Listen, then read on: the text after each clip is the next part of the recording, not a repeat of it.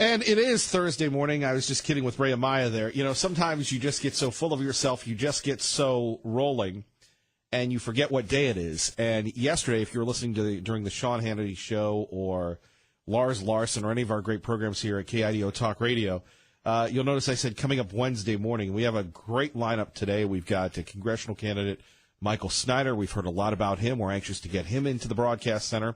He'll take your calls coming up in the next half hour. By the way, courtesy of our guest associate, Pro-Life. So we will have both of them here. We'll talk to Michael Snyder, get his thoughts on what we can expect from his candidacy. All the candidates were in town, I believe, for a Canyon County Republican women's event. So we will hear from him. In addition to that, Melanie Morgan will join us. It's been a while since we've talked to her. From San Francisco, from California, to find out the latest on this DACA deal and everything else.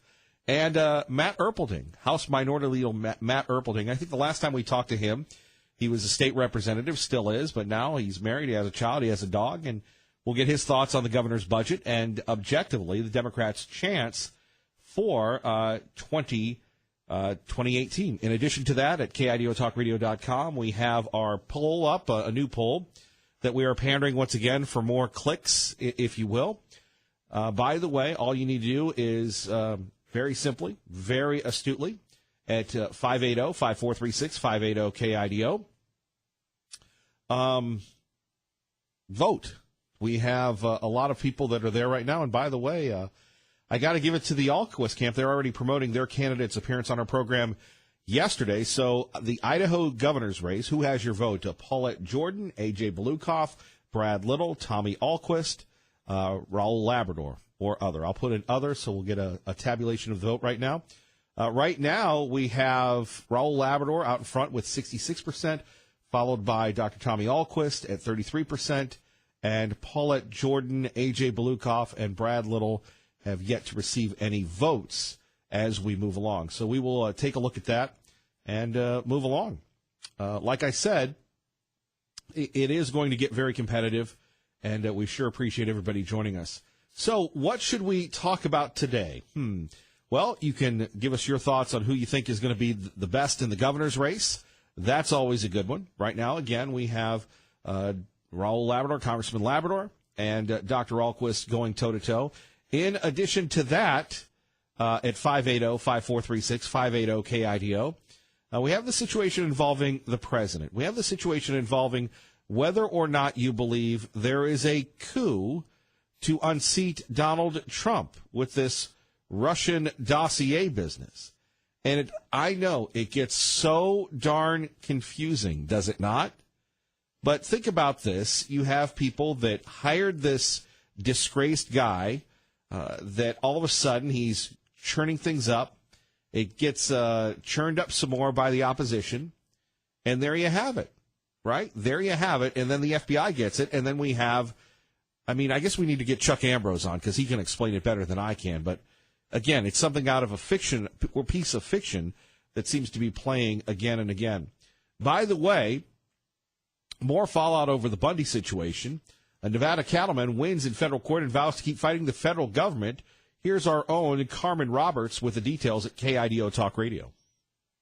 Rancher Cliven Bundy refuses to back down in his beef with the federal government over grazing his cattle on public land, telling a small crowd yesterday in Las Vegas, I say that the land in Gold Butte belongs to we, the people of Clark County. A federal judge dismissed charges this week against Bundy, two of his sons, and a Montana militiaman, stemming from a 2014 standoff with federal rangers after the U.S. tried to remove his cattle from public land. However, he still owes the U.S. more than $1 million in grazing fees and penalties. Defiant as ever, he says he won't pay up, and if agents come for his cattle again, he'll do whatever it takes to fight back. Carmen Roberts, Fox News. So at KIDO Talk Radio, now that Cliven Bundy, Ammon Bundy, Ryan Bundy have won, do you agree with their stance? And I have to say this. I don't have to say it. It's the truth.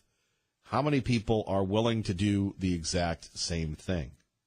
If somebody wanted to take something from you, the almighty federal government. And the Bundys that I know of are the only people that have fought the law, and the law has won. Or, I'm sorry, they've won. Think about this when you're taking a look at what they've been through. And by the way, it's been no cup of tea. It's been no, sweet, sassy, massy when we're talking about what they've been through. Prison, the idea that they're going to sit back and, being taken away from their families, taking away from making a living, right? Because they are ranchers, they are cattlemen, they have to do that. And then we have the death of Lavoy Finnegum. And we were talking about this yesterday. Where is the vehicle?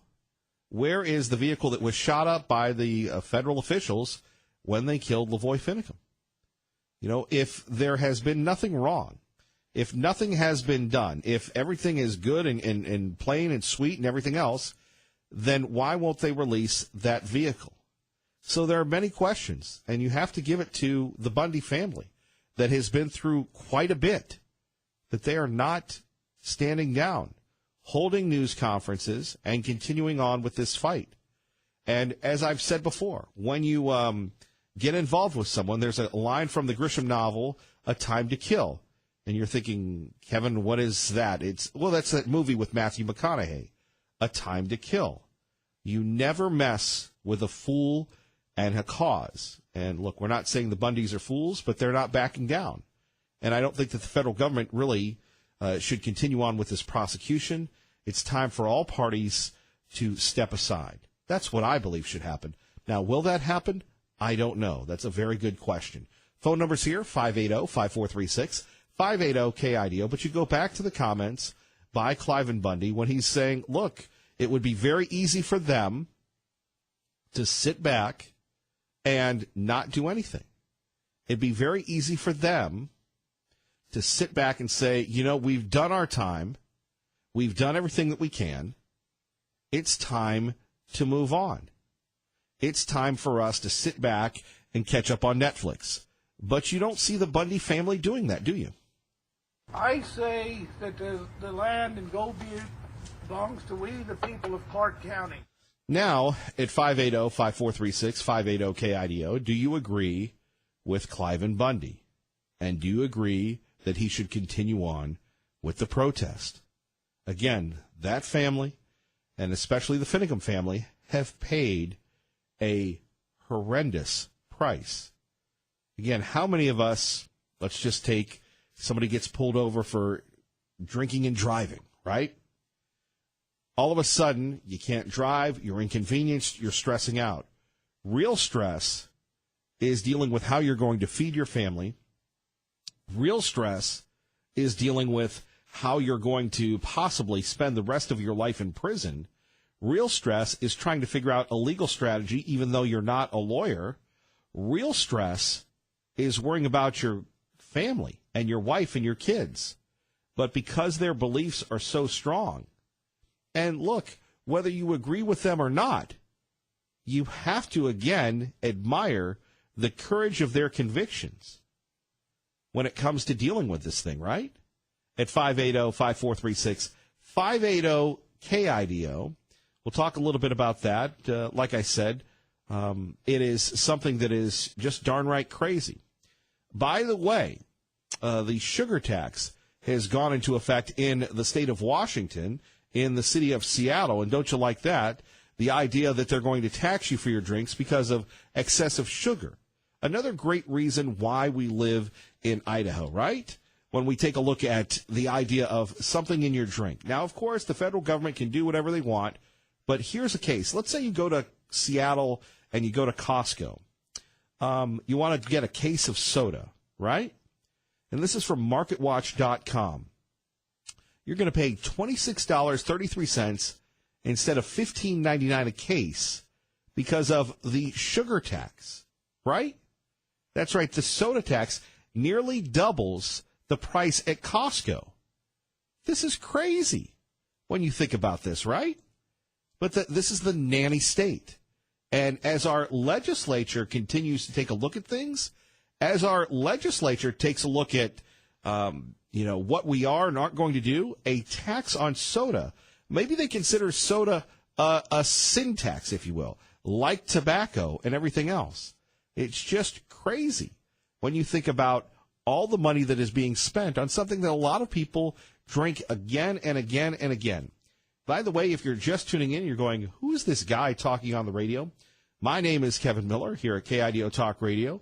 We love hearing from you each and every day. We go back and forth on the issues that matter to you, talking about the Bundy case and whether or not soda should be taxed. Let's start with Aaron in Nampa with Kevin Miller at KIDO Talk Radio. Good morning. Hi, I was calling about the Bundys. Sure. I view these people as really just being patriots. I think that the federal government doesn't have any jurisdiction. I disagree with your statement that the federal government can't do whatever it wants, because Article 1, Section 8 limits the federal government to the enumerated powers that the states granted to it. And so I think that if we're going to restore the republic and make America great again, I think we need to go back to constitutionally limited government. Well, I think that's easier said than done, right? I'm sorry, I missed that. It's easier said than done. Well, it's got to be done. The only good thing worth fighting for in this world are lost causes. I think that we do need to keep fighting for it, though. Well, Aaron, then they wouldn't be lost if... So. Well, I guess I'm becoming a little bit more middle-aged and somewhat realistic, maybe jaded. But I do think we need to go back to the Constitution. We need to go back to the idea that the states created the federal government. The federal government does not have supremacy over everything. That is just a complete falsehood. Here's another one that's interesting. How many people do you know that would pay the same price as the Bundys? That's a great point. I know that's why I view them as being Paul Revere types. Well, Aaron, we're going to throw your comments out. We appreciate you at KIDO Talk Radio. Thank you. Yep, you bet. All right. Let's go to David in Nampa with Kevin Miller at KIDO Talk Radio. Good morning, David. Hello, Kevin. Yes, thank you. Listen, here in Idaho, people don't shoot a duck on the water and they don't fish with dynamite. But in Washington, they'll do anything they can to get their opponents. You know this Steele dossier, a.k.a. the dirty dossier, right, a.k.a. the pee-pee papers? Here's the thing. If I go down to the police station that's closest to your house, wherever that is, and just proceed to lie my backside off and say all kinds of horrible depravity is going on in this man's basement, just I don't even want to name it. It's just so disgusting what's going on there. You need to put a stop, okay? Now, I've never been to your house. I don't even know if you have a basement, okay? But based on my lies, they swear out a warrant. I'll sign it.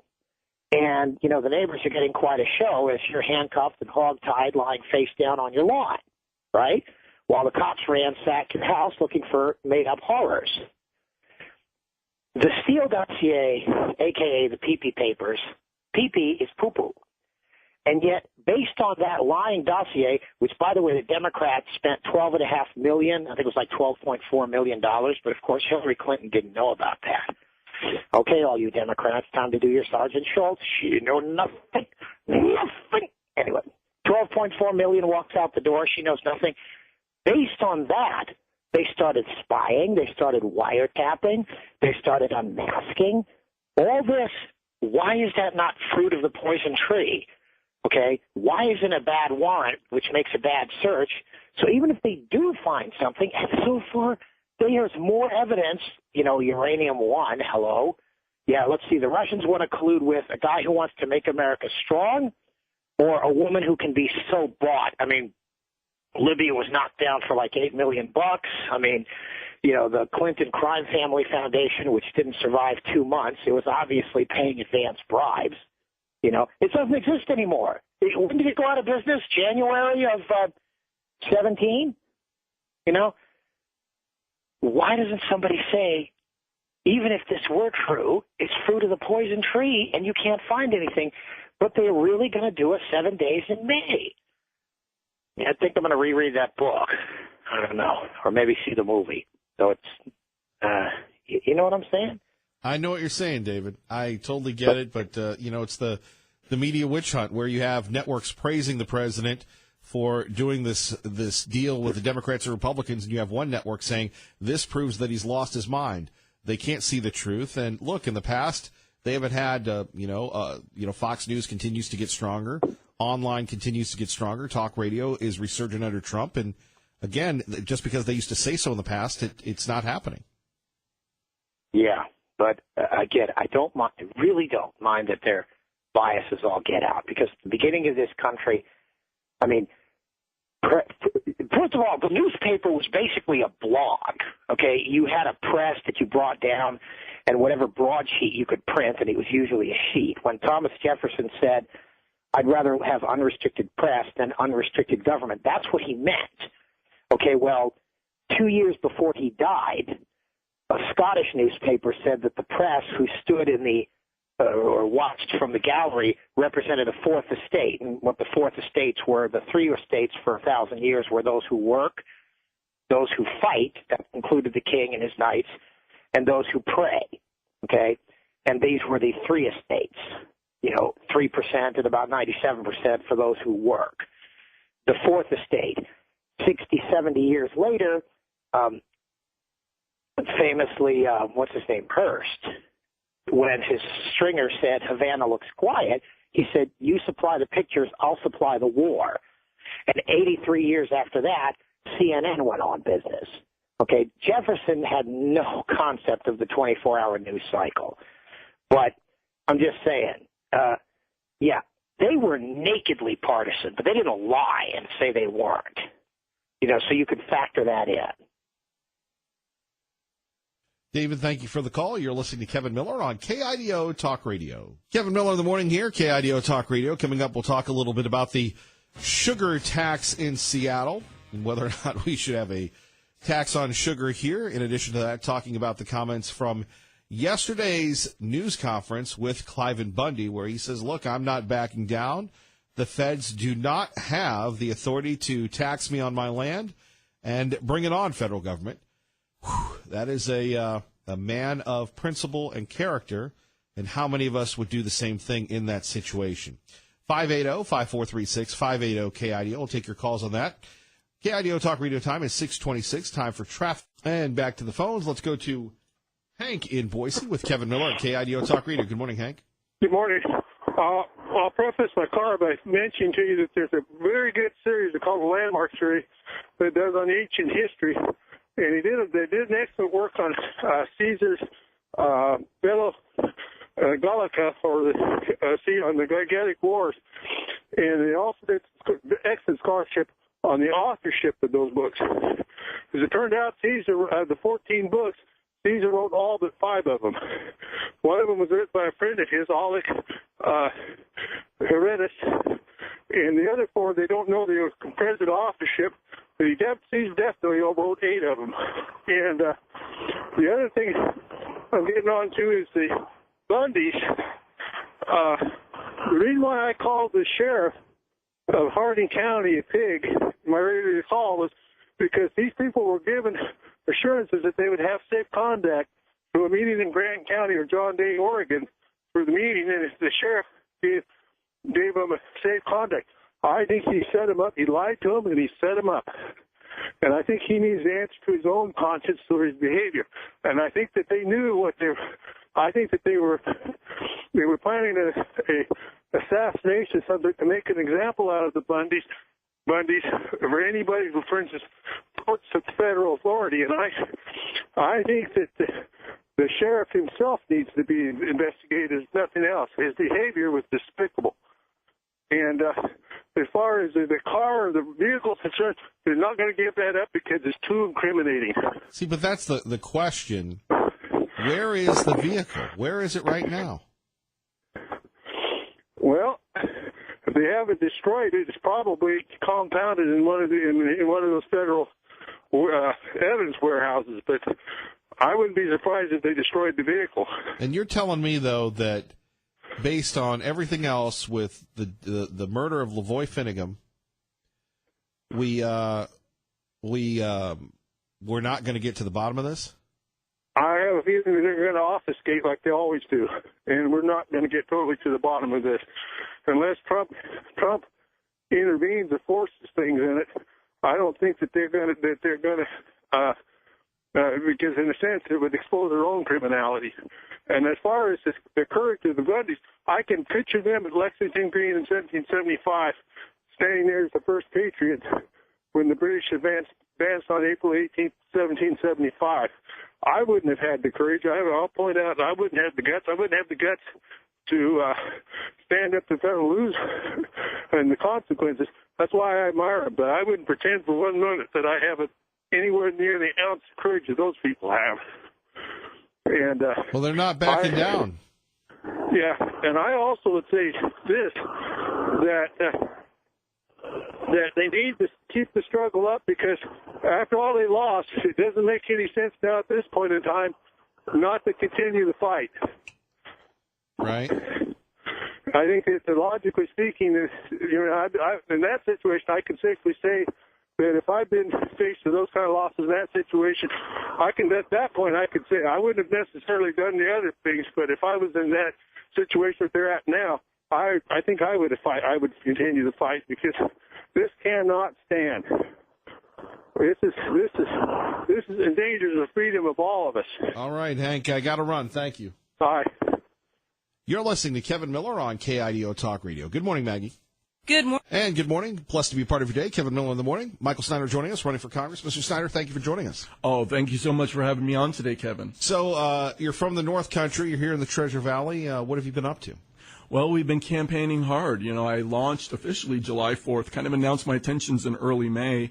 But we made trip after trip down here to South Idaho, and we've been traveling all over the state. People have probably seen our signs, our bumper stickers everywhere. We've been very aggressive trying to get the word out because, well, a lot of people already know me and know my work from my writing, the things I've done over the last 7 years, but a lot of people still don't know me. So we need people to understand who I am and what I'm about, that I'm 100% pro-Trump, I'm 100% pro-life, I'm very, very conservative, and our conservative message, wherever we go, it's resonating with people, and so we built up a tremendous amount of momentum, but we realize we're kind of the new kid on the block. We're kind of the political outsider. So we have a ton of work to do. So we're really trying to outwork and out-hustle the other campaigns because we know that's what we have to do in order to win.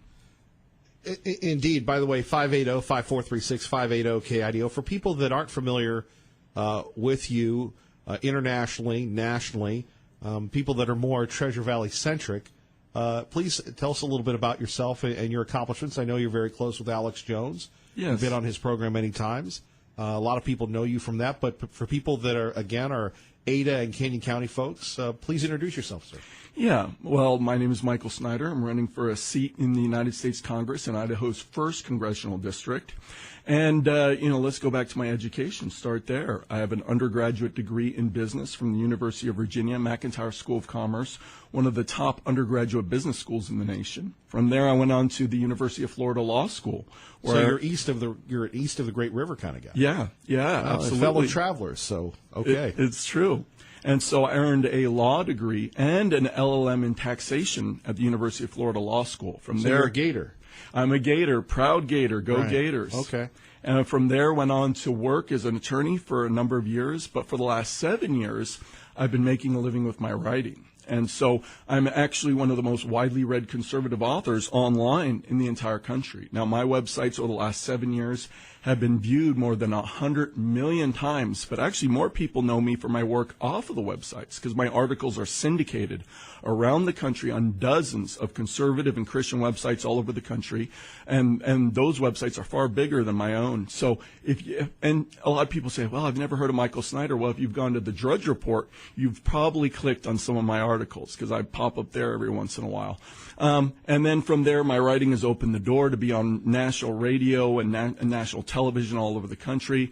But now, instead of just writing about the problems, as I have the last 7 years, now I want to be part of the solution. And so I find myself in kind of a new realm, running for Congress in politics, and we're getting our feet under us. But, we've already got kind of a hardcore base of support from the people who followed me all these years. In fact, I'll tell you a funny story. The other day, I was with all the candidates down in Canyon County for the Republican Women's Meeting.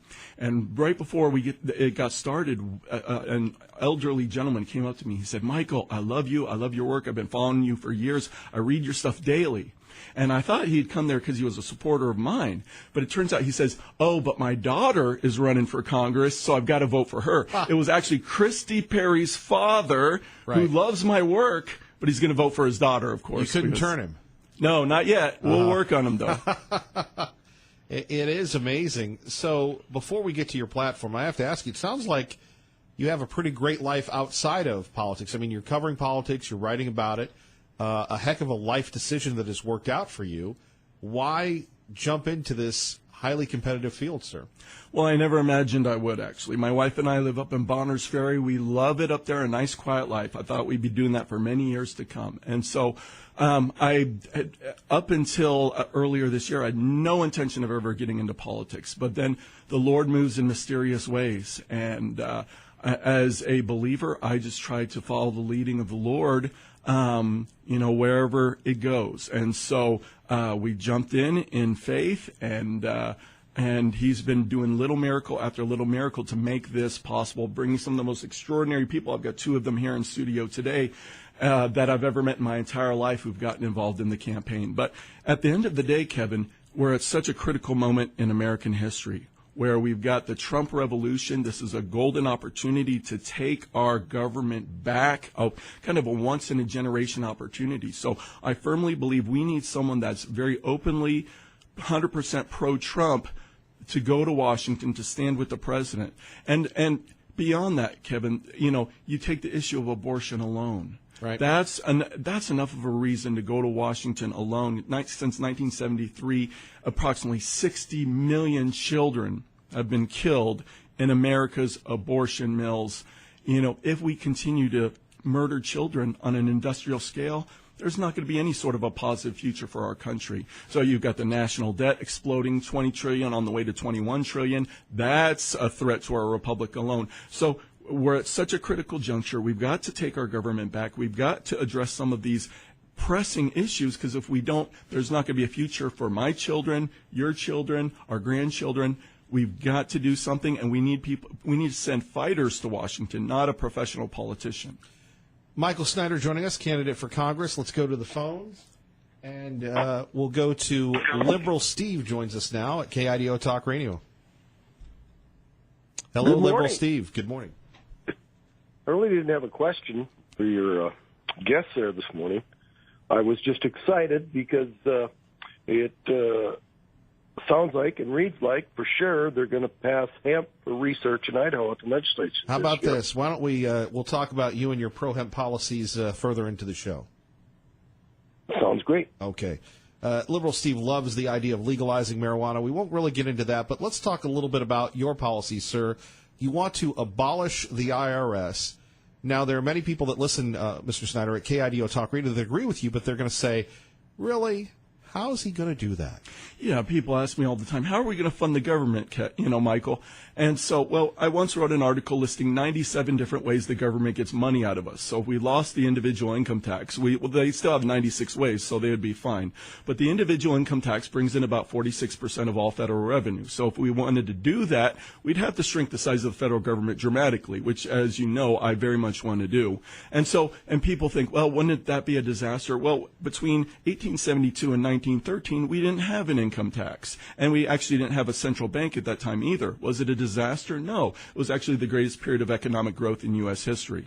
But people might say, Michael, we can't shrink the size of government. The Democrats aren't going to let us do that in the short term to be able to do that. So I say, okay, well, in the short term, maybe we go to a flat tax or a fair tax, both of which would be superior to what we have today. If we can't get those in the very short term, at least we can start to reduce rates and simplify the best we can, although I only view that as a very short-term solution. Because, Kevin, I actually spent an entire year in the tax code when I was getting my LLM in taxation.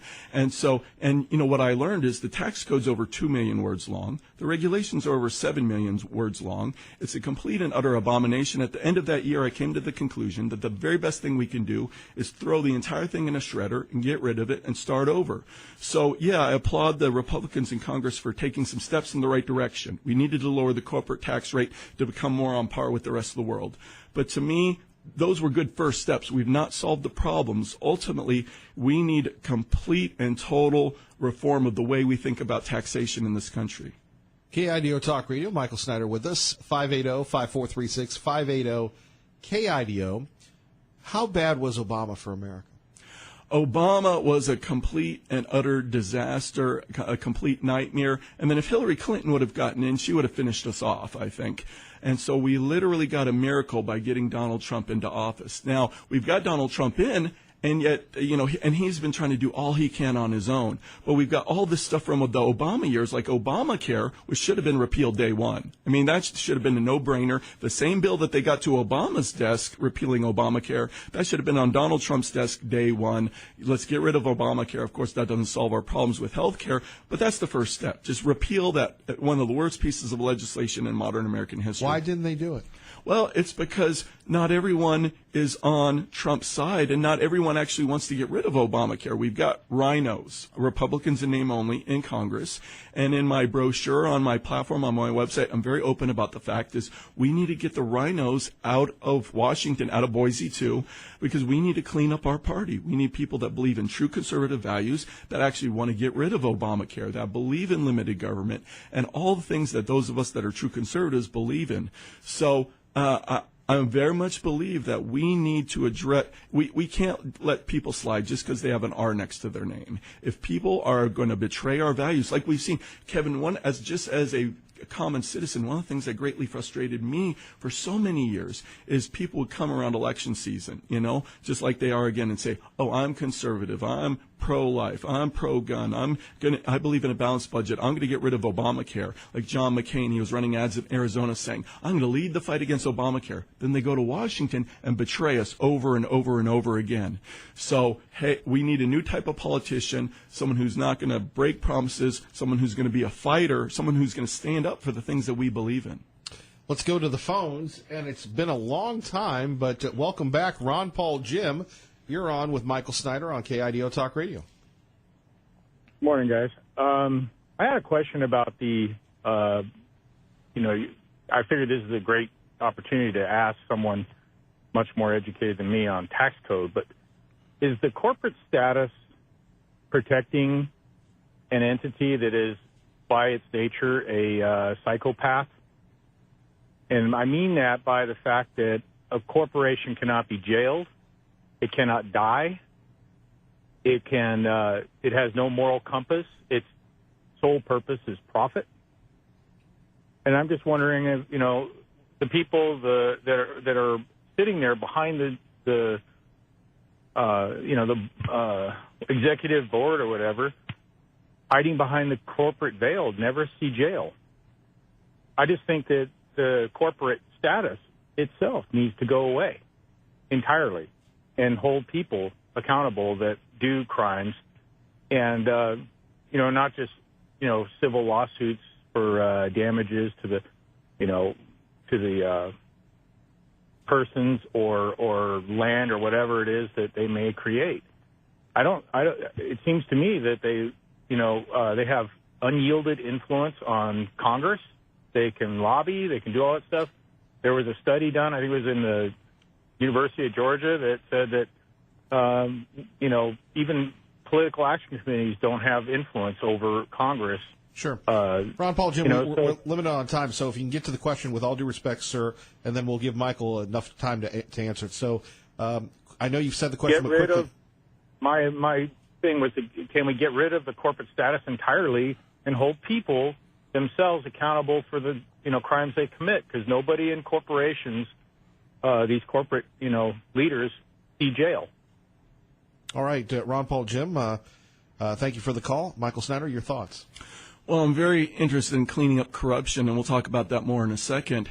But if you go back to early America, our founding fathers were very suspicious of any large concentration of power, government or corporate. So corporations could be formed in early America, but by state law, they were often greatly restricted in terms of purpose and duration. And to a certain extent, we need to look at some of these corporate behemoths, which have gotten totally out of control, very corrupt. And if I go to Washington, I want to tackle corruption at the corporate level. Now, I believe corporations have a role to play in our modern society. So, I guess I would disagree with the caller a little bit there. But we've got to tackle, our society has become so corrupt, and our young people are seeing this. And the rule of law needs to be restored in our society, Kevin. So I've been very open about the fact that when I go to Washington, D.C., we not only need to drain the swamp, but we need to start putting people in prison. And I believe a great place to start would be with Hillary Clinton. I'm very open about the fact that I believe that Hillary Clinton, Bill Clinton,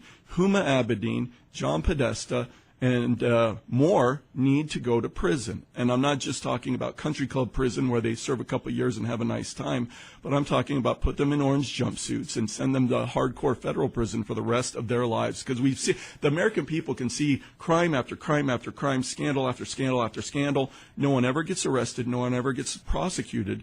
So, and our young people are seeing this, and how can they have faith in the system if the laws supposedly apply to the rest of us, but they don't apply to our politicians? So I very much applaud President Trump. We're hearing some rumblings that some people are going to be held accountable, and we need to restore the rule of law in this country. More coming up with Michael Snyder next. You're listening to Kevin Miller on KIDO Talk Radio.